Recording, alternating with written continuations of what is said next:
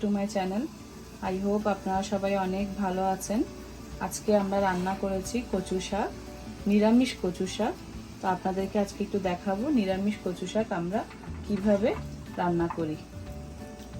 পাতাগুলো এত বড় বড়, দেখতে অনেক অবাক লাগে যে এত বড় পাতা, এগুলো কি খাওয়া যাবে?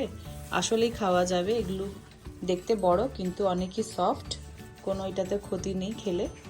তাই আমরা আজকে কচু শাকটা এনেছি বাজারে। এখানে এগুলো 2.99 করে পার পাউন্ড বিক্রি হয়। তো এরকম একটা বড় প্লাস্টিকে এগুলো সব রোল করে বিক্রি করে। তো আজকে আমরা কচু শাক করব নিরামিষ।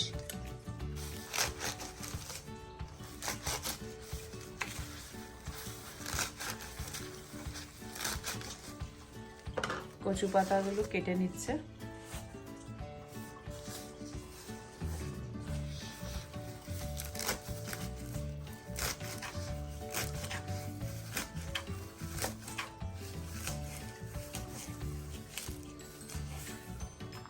আজকে কচু শাকগুলো নিরামিষ রান্না করব, তাই এক রাত আগে ছোলা ভিজিয়ে রেখেছিলাম, আর এই ছোলাগুলো এখন সেদ্ধতে দিয়েছি। আর এগুলো কচু শাক অনেকে ইলিশ মাছের মাথা দিয়েও করে, কিন্তু আমরা আজকে আমিষ করব না, নিরামিষ করব। কচু শাক ধোয়া হয়ে গেছে। এখন এগুলোকে এইভাবে কেটে কাঁচা লঙ্কা দিয়ে, নুন আর হলুদ দিয়ে সিদ্ধ বসিয়ে দেবে। বসিয়ে দিয়েছি।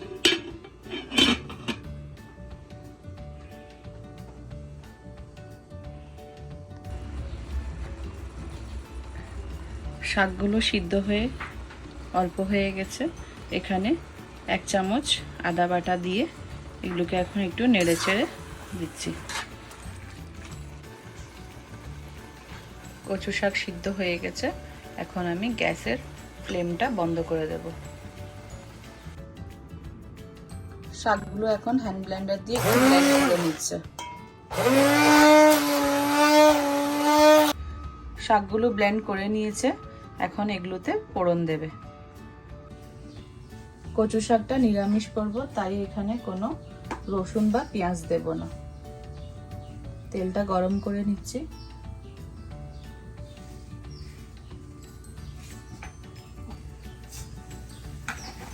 দিয়েছে 1 চামচ জিরা ফোড়ন,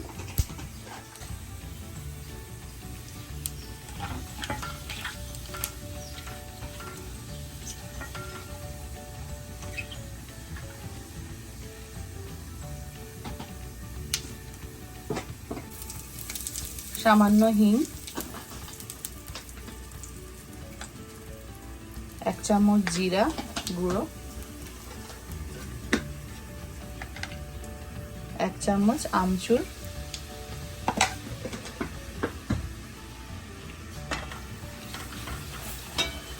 আমচুরটা দিয়েছে একটু টক হওয়ার জন্য। এখন দিয়ে দিচ্ছে সিদ্ধ করে রাখা ছোলা।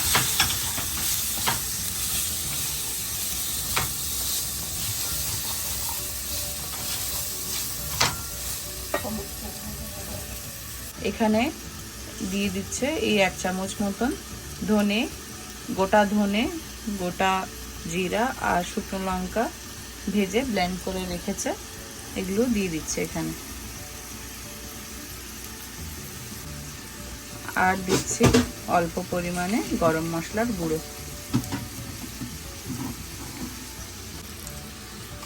এখন এখানে দিয়ে দিচ্ছে নুন, হলুদ আর কাঁচা লঙ্কা দিয়ে সিদ্ধ করে রাখা কচু শাক।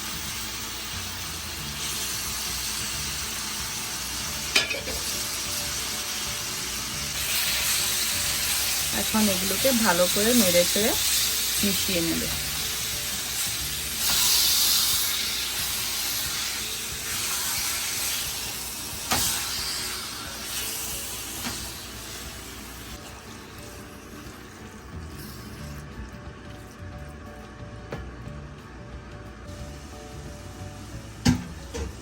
আজকের আমাদের নিরামিষ কচু শাক রান্না হয়ে গেছে। এটাকে 5 মিনিট মতন গ্যাসের ফ্লেম ছোট করে দিয়ে এভাবে রেখে দেব।